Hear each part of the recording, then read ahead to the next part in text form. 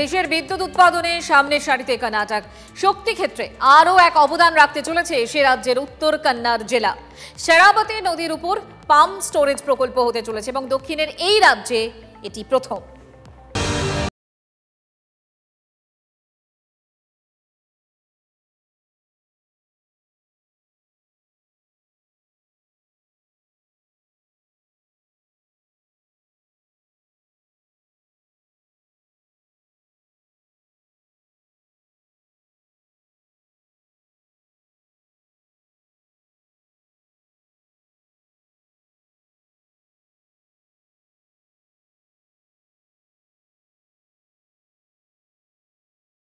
হতে চলেছে mega project. এই প্রকল্পের জন্য খরচ হতে পারে 10,000 কোটি টাকা।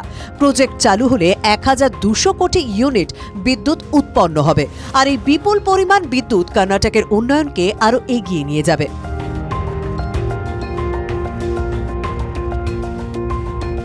পশ্চিমঘাট পর্বতমালা থেকে উৎপন্ন শরাবতী নদী, যে নদীর বাঁকে বাঁকে রয়েছে একটার পর একটা প্রকল্প, আর এবার সেখানে পাম্প স্টোরেজ।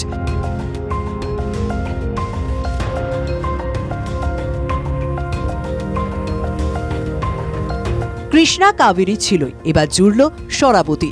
3 নদীর জল শক্তি যোগাচ্ছে কর্ণাটককে।